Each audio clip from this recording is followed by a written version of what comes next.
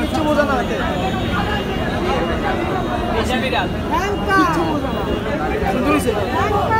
এমনি বলি সারে আর বলে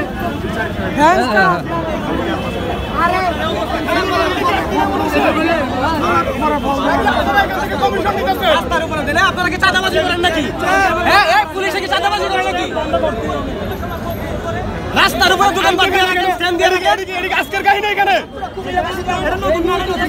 নতুন ঘটনা এখানে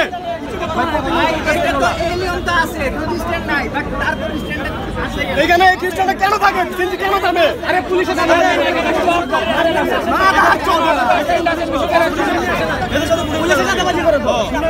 চাঁদাবাজি করে কমিশন